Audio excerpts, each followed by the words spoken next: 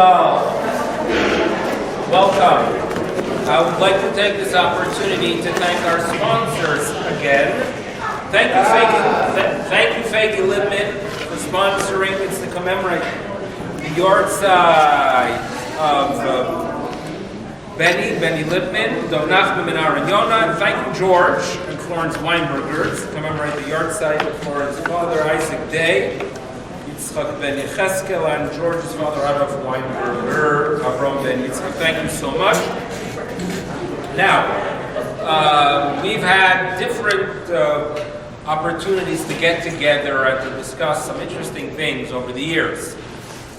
We've had a talk about beer some time ago, about wine, and coffee too, that is correct. You see, Susan remembers. And I don't want to get a reputation because we're going to touch upon whiskey. So this might not look so good. So therefore, I will tell you right now that the main goal tonight is really to talk about Mechiras Chametz, and I want to give you something practical. Halacha l'maisa, as they say. So there's going to be something practical there as well. But by having this goal, this desire to address questions that relate to the Mechiras Chametz that we are familiar with, we have to understand the history, and it will start in the tavern. We're going to have to visit a nice, cold European 16th century tavern to understand. We have to sit with our coats to really appreciate this topic. Now, I have memories from my childhood, or my late father. I have a clear recollection. In Mexico City, it was Erev Shabbos, and it was the day before Erev Pesach. So it was an Erev Pesach on Shabbos, so the sale was taking place. The sale of the Chametz and the non-Jew was taking place on a Friday, and the memory I have is my father completing the sale, and then right afterwards someone knocking on the door, coming with the authorization document to sell the Chametz. So those are the memories that I do have. And I want to share with you a little bit about Mechiras Chametz. But let's start off with alcohol. Let's go for it straight. Now, wine, beer, has been in existence for thousands of years. When it comes, on the other hand, to distilled alcohol, that is more recent. There are already references that go back many, many centuries, but the popularity of a distilled beverage, not just being used for medicinal purposes. I saw in a few sources that during the plague of the 14th century, they were using already a distilled alcohol, but was only there to assist those who were ill, not yet as a form of entertainment or social gathering, and the concept of a tavern did not exist yet.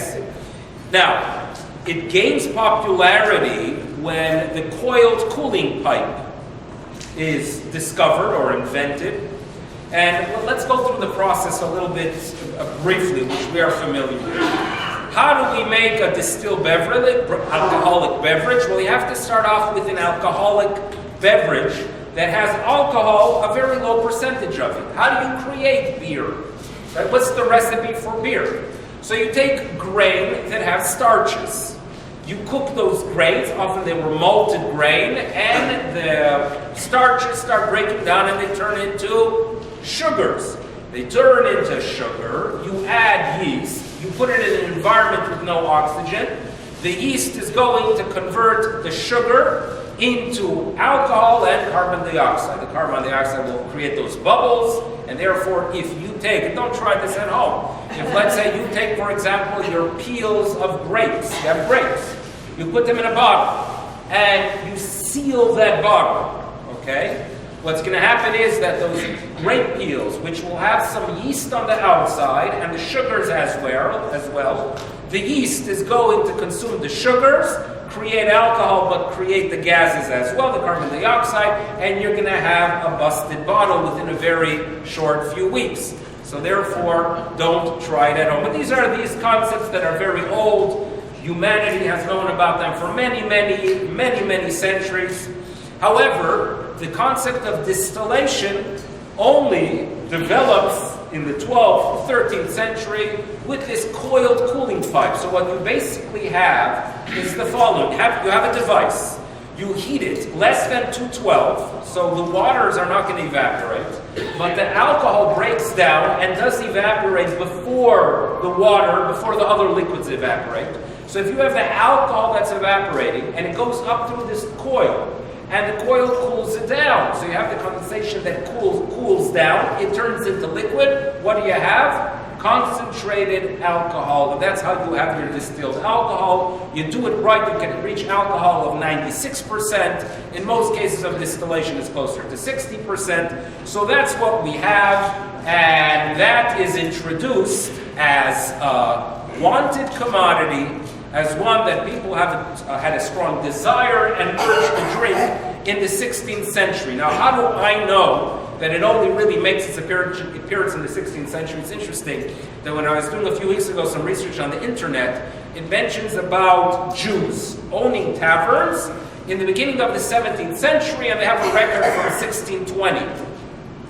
Well, I went through the halachic literature, and I figured out that actually Jews and their involvement in this history predates 1620, because I found a tshuva, I found a responsa from the great Rabbi Shlomo Luria, the Maharshal, one of the great luminaries of the middle of the 16th century. He died in 1574, and he dealt with the following issue, that there was a Jew who got a license to sell alcohol, to sell this distilled beverage for 3 years. Right? He would get a license from the local poritz, from the local mayor, for 3 years. As the 3 years were coming to an end, another Jew started developing a relationship with the local officials, and he bought the license for the next 3 years. The Jew, the first Jew, called in the tshuva Reuven, I don't think it was his real name, Reuven claimed, this is not fair. I've been doing it for 3 years. I have a right over it, in halachic literature, a chazaka, and therefore I should be the one to continue producing and selling the beverage. His other buddy, Shimon, was probably not his real name, claimed, what do you mean? The norm is that you get it for 3 years. After 3 years, the market is open again and people can start bidding. And if you bribe the right officials and you know who to be nice to, you get the right to sell your alcohol. So this was this major halachic debate that became interesting because one rabbi said one thing, another rabbi said another thing. And this is discussed in detail by the Maharshal. So what is clear to us is that this is a significant area in Jewish law where Jews are entering into this industry of selling, producing obviously, selling in taverns, alcoholic beverages, distilled alcoholic beverages. The image that was created in European Jewish folklore that you have the drunk non-Jew, that only shows up in the 16th century, not before. You know, halacha does teach us history as well. When I open a halachic work, I understand that I have to be familiar with the times. You can only really appreciate the depth. You could really only appreciate the challenges if you know what was occurring in the world around these great people. There was a halachic authority, a great one. I still have a desire to discuss him in detail at some point in the future. His name was Rabbi Menachem Mendel Krochmal. Menachem Mendel Krochmal. There was an intellectual Krochmal who wrote a work on philosophy, who was a grandson or a great-grandson of this Rabbi Krochmal. But this Rabbi Krochmal lives in the 17th century, from the year 1600 to 1661. And he writes a Shelot V'Tshuvot Tzemach Tzedek. Someone later, there was a Lubavitch Rebbe later in the 19th century, who wrote also a work of responsa that was known as the Tzemach Tzedek. And his name was also Menachem Mendel. So it's interesting that people with the name Menachem Mendel write works called Tzemach Tzedek. And if you work out the numerical value of Tzemach Tzedek and Menachem Mendel, you'll see that that is the reason behind it. But nevertheless, due to the fact that there's a new Tzemach Tzedek, So our Tzemach Tzedek of Rav Krochmal is known as Tzemach Tzedek HaKadmon, the early one. Okay? So it's a text. I have an actual old one down in my office. I think it's from the 1800s. And he dealt with many, many interesting issues that give you a flavor of the era, flavor of the time. Now you have to understand that this is the 17th century. He's a rabbi who lands up in Moravia, but he is in Poland as well during these bitter years of the massacres of 1648 and 1649. Some historians note that many Jews who did own some land before these terrible massacres had no choice, but they had to enter into the industry of taverns and selling these distilled beverages even more than beforehand. So it became quite prevalent the second half of the 17th century. And he dealt with several issues that you sense from it that there is great Jewish involvement in the taverns. One of them is a very fascinating one, that there was a Jewish woman that was accused of having an affair with a non-Jew. And the details of this of the events are described in great detail in the tshuva itself. And I felt, as I read it, I felt bad for the rabbis who had to sit through all these detailed descriptions. And they finally called the woman there, and they asked her, the question asked was, not so much about the details of the fair itself, but rather, why on earth do you have this non-Jew hanging out in your house at all? In other words, you are not denying the fact that this fellow was present. What? Can you explain it? And her defense is quite simple. That you should know, if you want to know why this non-Jew is spending many hours in our house, is because parnasatenu, the way we earn an income, hu mechirat yain saraf, is because we sell the burning wine. The burning wine meaning alcohol. We sell distilled beverages. So of course we're going to have non-Jews here the whole day and all night. That's our parnasa. So this clarifies that these are significant issues that were dealt with. There were other ones that had to do with competition. There was a great Rabbi Meir Eisenstadt who dealt with an issue that you had one shtetl where one person had a license to sell the alcoholic beverages, and there was a shtetl down the road that someone else had a license. One of them decides to lower the price.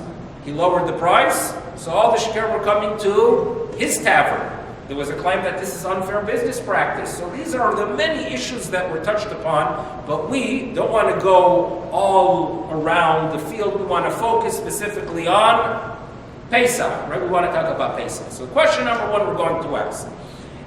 Are distilled alcoholic beverages actual Torah prohibited chametz, or perhaps they are only rabbinic?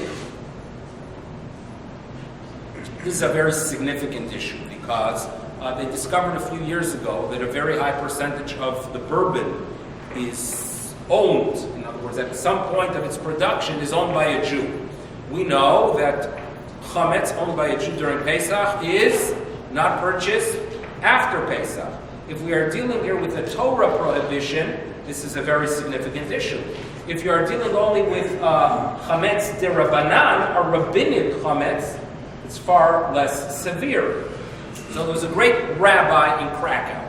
And it's interesting to know because the historical sources that do tell us a little bit about Jews and taverns, the conversation often starts in Krakow.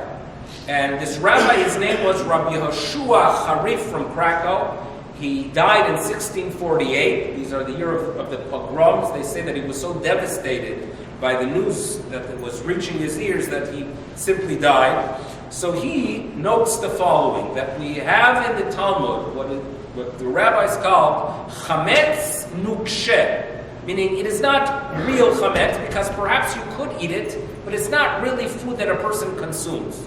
Chametz nukshe is only miderabanan, there's only a rabbinic prohibition, and therefore he was of the opinion that since when you take these grains and you make a mash out of them, when they are in that state, it's not really edible. People don't eat it. So even though afterwards it goes through a distillation and your final product is consumed by people, but since during the process of preparation it was not edible, so therefore he labels it Chametz Nukshe and there is no Torah prohibition. This is what Rabbi Yoshua Harif of Krakow states. A different rabbi, a very well-known one, the Chacham Tzvi, he disagrees. So this was a halachic issue, an halachic debate, but we in general try to consider it chametz, and therefore there is an awareness when it comes to these beverages after Pesach. When it comes to bourbon is less of an issue because most of it is really corn.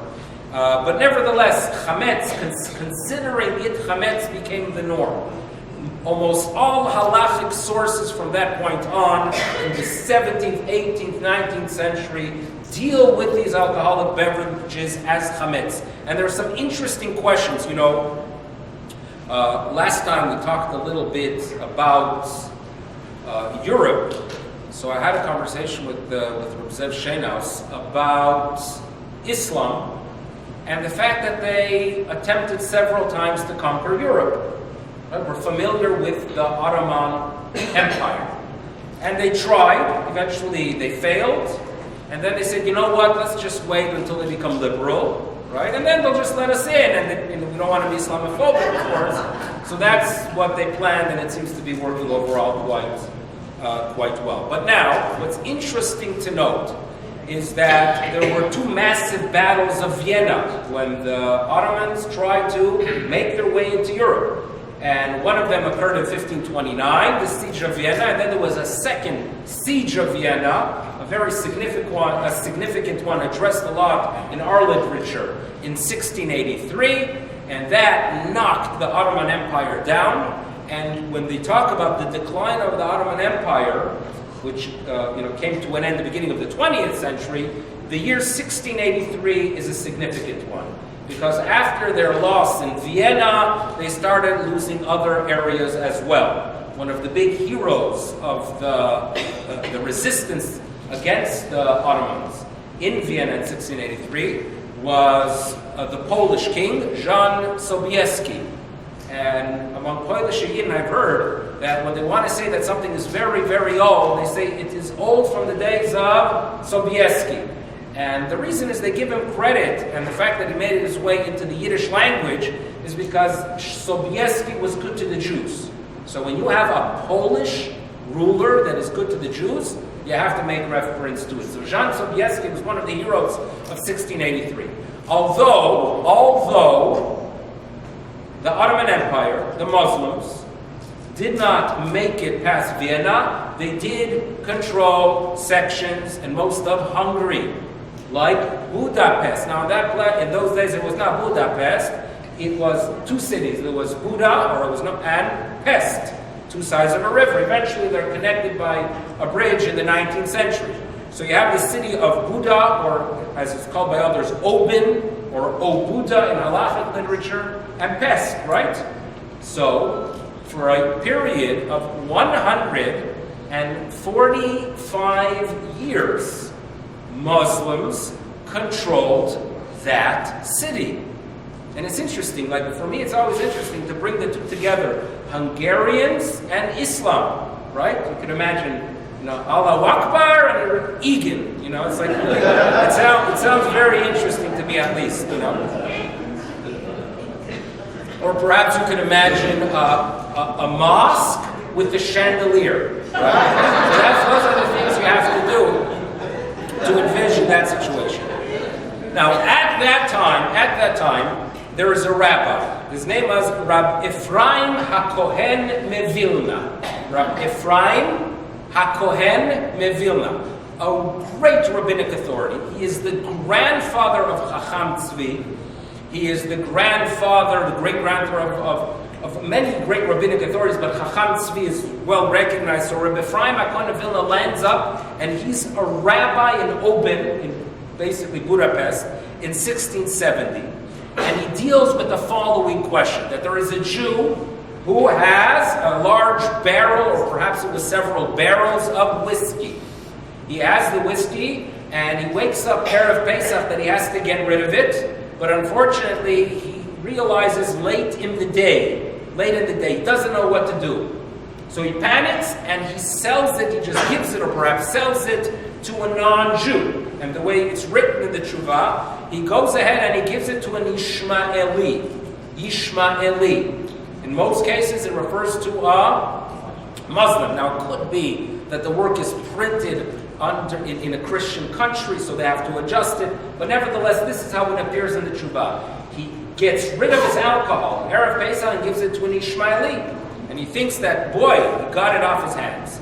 A few weeks after Pesach, this Ishmaeli comes back to him and says, take back your alcohol. Why? Because there is a gzera me'et hamelech, there is a new decree from the melech, from the king, from the ruler, lo lehachzik mashke meshaker bebeito, to no longer keep in your domain beverages that are intoxicating. What's happening there is it would be interesting to study the Ottoman Empire and their attitude towards alcohol when they are for 145 years controlling Hungary. But nevertheless, you sense here that at one point the non-Jew felt comfortable taking the alcohol, but then he returns it and gives it back to the Jew and he says, I'm no longer allowed to own it. So now the Jew is stuck with this alcohol that was not sold on time, Erev Pesach. So again, this is among the many interesting questions that were addressed. Now, that was in 1670. We spent some time in Chile. Santiago, Miriam and I, we lived in Chile from 93 to 95. That's 1993.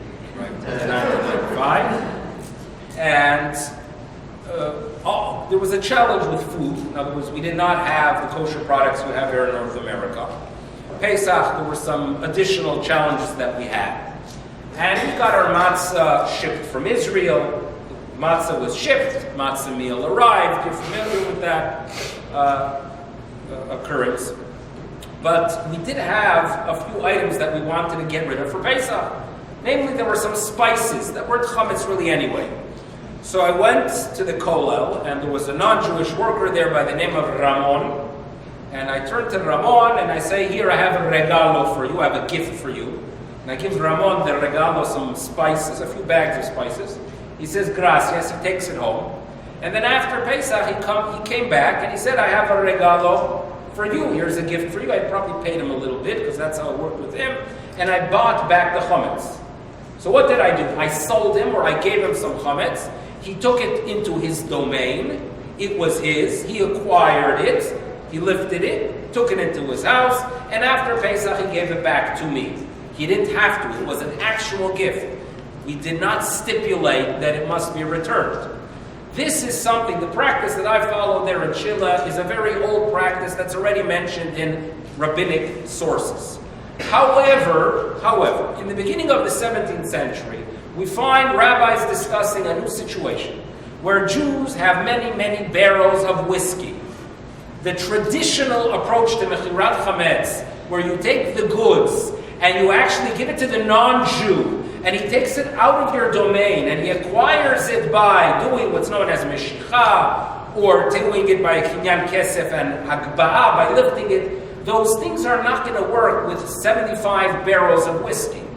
So therefore, the rabbis had to figure out, or they had to deal with a new and significant issue. How can you go ahead and sell something to a non-Jew where the goods actually never leave the house of the Jew? So this is the question that was addressed, and the rabbi who figured out or presented a solution was Rabbi Yoel Sirkis. Rabbi Yoel Sirkis, if you do visit Krakow, you can go visit his grave.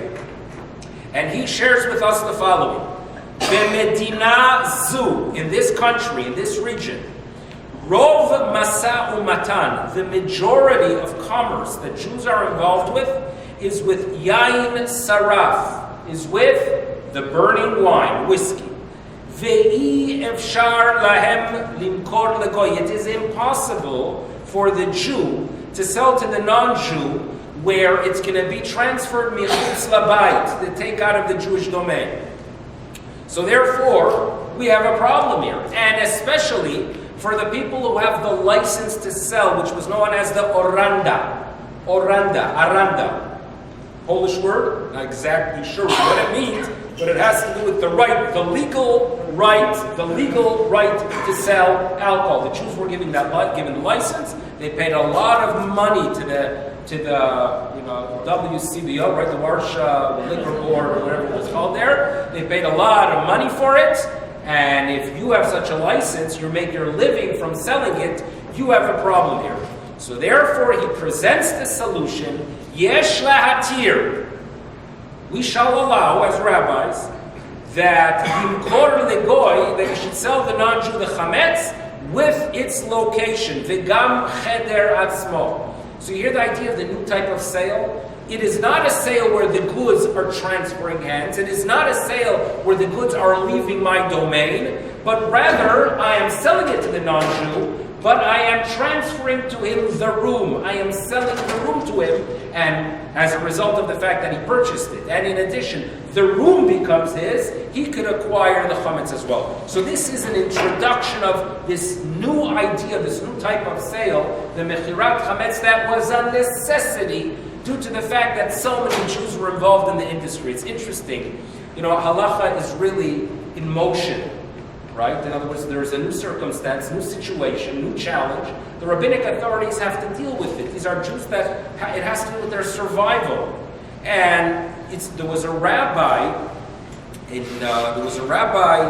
Prague, Rabbi Eliyahu Rabbi Eliyahu Shapira, very distinguished family, descendant of Rashi, and he mentions that there were Jews in Prague that were in the beer industry, not whiskey, the beer industry. I don't know if there are any good beers from Prague. I'm sure there are. You're not going to doubt a Czech with this big mug. But there were Jews in the industry. And these Jews approached Rabbi Shapiro, and they say to him, we hear now that in Krakow, the great rabbis are allowing Jews to do this new type of sale, where the commodities, where the goods are not actually physically leaving the Jewish domain.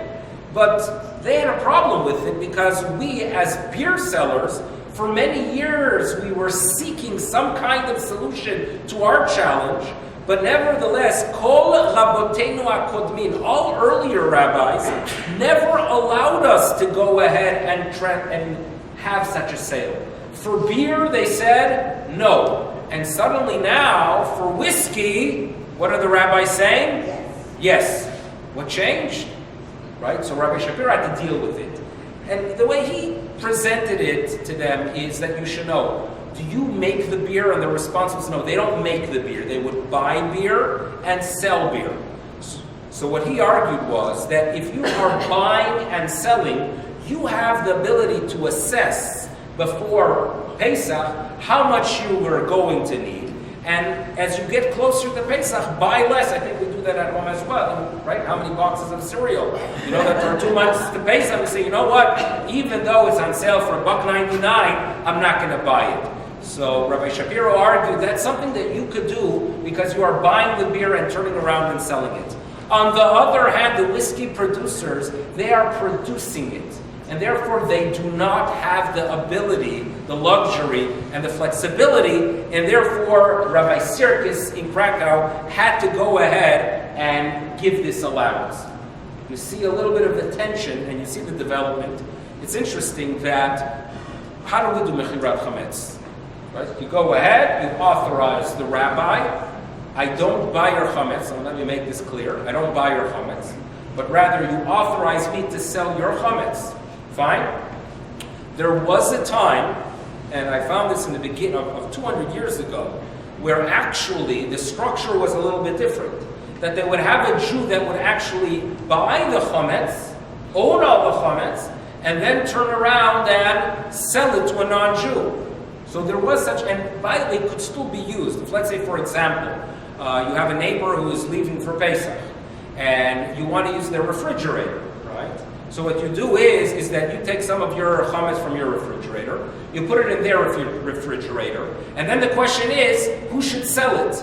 Well, one way around is that give it as a gift to the person you are placing it in their refrigerator. They own it, and then they can sell it. So this option does exist of the gift, nevertheless.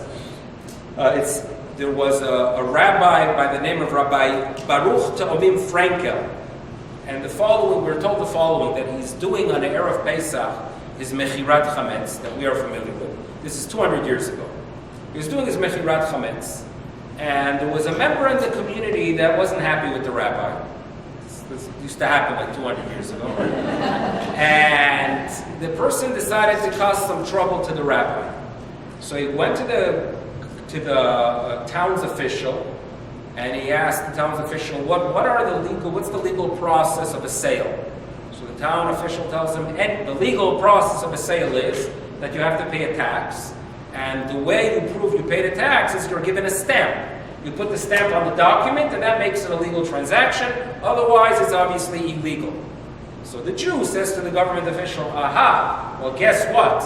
If you go to the rabbi's house right now, you will see a big transaction taking place there.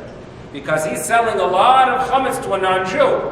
And I doubt you're going to be finding the stamp there. The government official puts on his hat, makes his way to Rabbi Ta'omim Frankel's house. He walks in, and he's involved in a transaction, selling the chametz, a non-Jew. And the government official starts asking questions. So the rabbi responds, listen, I'm selling it because for religious reasons we're not allowed to own chametz, so I sell it. Government official responds, oh, this is only something that relates to religion. It's in the tshuva, it's spelled Reish Ayin Lamed Yud Gad Mel. Religion, it has to do only with the religion. Fine, don't worry about it. And he walked out. No concern, you don't need a stamp of approval. But now the rabbi got nervous. Because if the government official says, it's not really a real sale, it's only there for religious purposes, because you're not supposed to own. So if the government official says that it's not a real sale, maybe it's not a real sale, and if it's not a real sale, perhaps we're dealing here with chametz on Pesach. Jews are owning chametz. So he had a major panic attack, it says. They say that the Chassam Sofer claim that you don't have to worry about it. It's an actual sale. If the government says you don't need it, that's their decision. But this was among the issues that were addressed. I always appreciate the rabbinic creativity when dealing with issues of Mechiras Chametz. And there are several stories of the non-Jew buying the whiskey, and the non-Jew realizing that, wait a second, this is a great holiday. I own a lot of whiskey. And he would walk in with not this size mug. We're talking about a nice Oktoberfest mug. If you ever see a picture of the Germans, when they know how to drink, and these are mugs. And he walked in with that size mug, not for beer, but for whiskey. And he would drink. And after he would have enough and be rolling, he would call his buddies to drink. And they had a Pesach fest. They really did. And the Jew realizes that there's a significant problem here. Because yes, the non-Jew owns it now. But after Pesach, there are two options the non-Jew has. Either to pay for it or to sell it back. The non-Jew that we are dealing with here is not going to have the ability to pay for it. And there will be absolutely nothing to sell back. So the Jew was extremely concerned. This is a livelihood. This is a very significant issue. So rabbis dealt with this issue. One rabbi came up with an idea that when the non-Jew is out of the pub, out of the tavern for some time, get another non-Jew to steal the key from him. That was one option. Another rabbi came up with a better solution, and this is a true story, that the member of the community comes to the rabbi crying because he knows that I will no longer have the ability of supporting my family because of Igor, who is drinking up all the alcohol. The rabbi didn't say anything. The person left. Rabbi calls in Igor, and Igor wobbles into the rabbi's office, and he says to Igor, I have a letter that needs to go to a town, right, that is 40 miles down the road. Here are, 20 kopecks. Go ahead and deliver the letter. So the non-Jew takes the kopecks, and goes on his journey. He comes back a week later. A week later, it's after Pesach. So the rabbi solved the problem by sending the shikr out of town. These were among the issues. And when the rabbinic authorities tell us that we are not talking about a few occurrences, Jews were in the whiskey industry. There were the Bronfmans, right? But there were others. This was the industry that Jews were trusted, and it was extremely common. And as a result, there was a need for this solution for Pesach. How do we deal with the issue? And obviously, we are all familiar as times have changed. And while today we have our cupboards filled with food and filled with chametz, or for some, filled with whiskey, we use this solution. We use this idea that what we are doing is we are selling it to a non-Jew, but let's remember a very important point. What we are doing is we are actually selling or renting to them the room. So therefore, and this is what I want to share with you, halacha l'maisa. Number one, I remember being present at a few sales of chametz, and I've heard people say something that bothered me, and I think it's actually unnecessary, perhaps even wrong, where they say to the non-Jew, listen, we're selling you the chametz, and if there's chametz anywhere in my house, I'm selling it to you as well. If there's chametz under my couch somewhere, I'm selling it to you as well. And I think that is unnecessary. Why? The rabbis tell us that before Pesach we do two things. We clean. And clean does not mean that you have to wash curtains. It does not mean that you have to scrub your ceiling, unless there is someone making pizza in your dining room and they throw up the dough and it hits the ceiling. In most cases, you are not doing that, and therefore that is not what Pesach is about. Crumbs, by the way, are not really chametz. You know that. Small crumbs that are dirty. And you want to vacuum, it's a nice thing to do. But that's not really what you are doing for Pesach. What you are really doing is being sure that in some closet or some drawer, someone did not hide from their spouse some cookies, right? Or if there are children there and came the shalach manas, and there was some awesome wafer, and the kid knows that if he waits 15 seconds, another kid will take it. So the kid takes the wafer and hides it somewhere, but then he's distracted. That is what you are looking for. So you're not looking for things that are small. You're looking for something that's significant. And the Talmud tells us, Perurim are betili. So what you do for Pesach is, yes, you clean, and yes, you check for chametz. Yes, you do that. But after that, nothing else is necessary.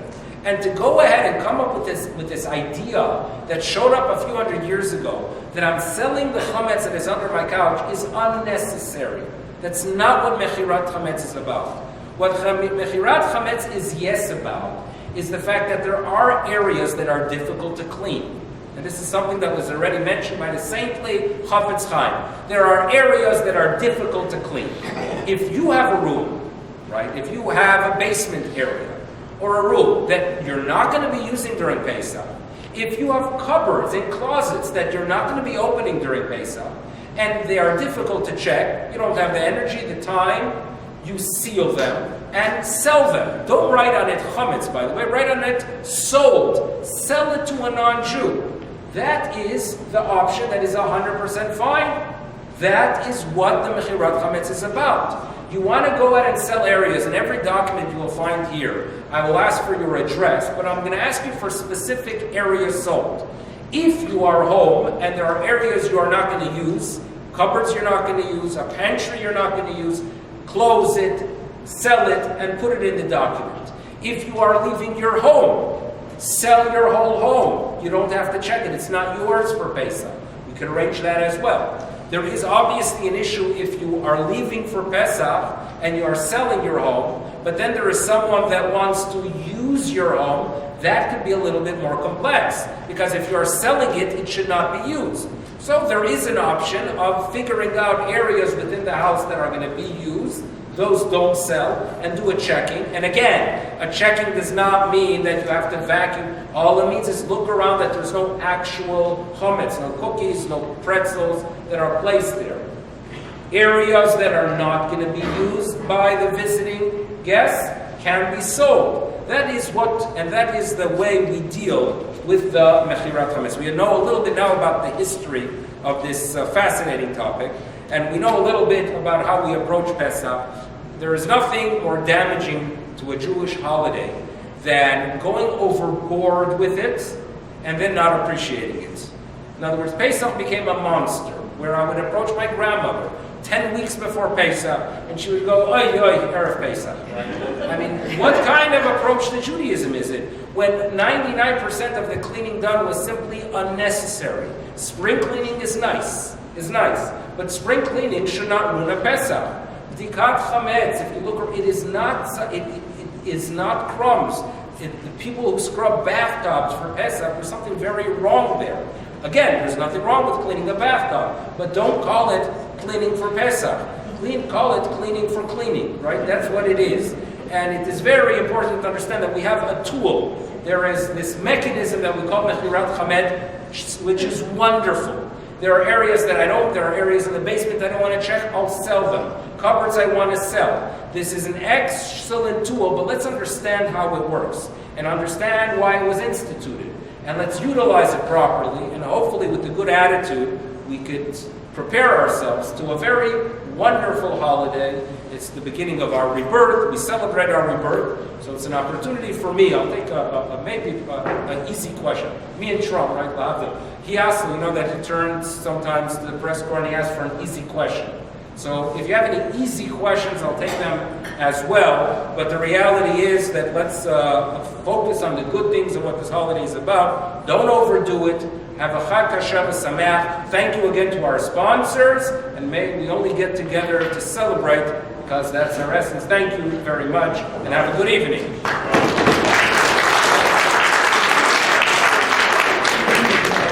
No questions. Good. Have a good night, everyone. Thank you.